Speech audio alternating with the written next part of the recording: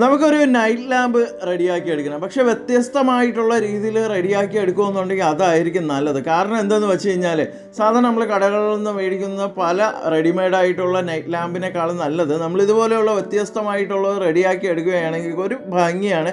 കൂടാതെ നമുക്കുള്ള മനസ്സിലുള്ള ഒരു കലാസൃഷ്ടി അവിടെ വരികയായിരിക്കും. അപ്പം ഞാൻ എൻ്റെ കയ്യിലിരുന്ന പ്ലാസ്റ്റിക്കിൻ്റെ നമ്മൾ ഈ ഫുഡെല്ലാം മേടിക്കുന്നതാണ്, അതിൻ്റെ മേൽഭാഗത്ത് വരുന്ന ഒരു അടപ്പാണ്, അതിനെ ഇളക്കിയെടുത്തു. കൂടാതെ കുറേ ബഡ്സ് എടുത്തിട്ടുണ്ട്, കുറച്ച് കളറെല്ലാം മുക്കി അതിനെ വെറൈറ്റി ആക്കി എടുത്തു. പിന്നെ ഗ്ലൂ സ്റ്റിക്ക് വെച്ചിട്ട് ഒട്ടിച്ചു.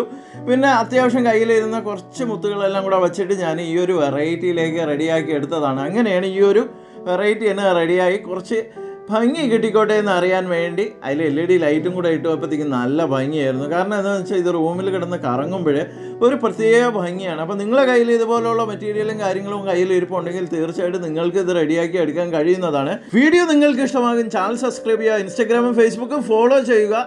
പ്രകൃതിയെ സംരക്ഷിക്കുക.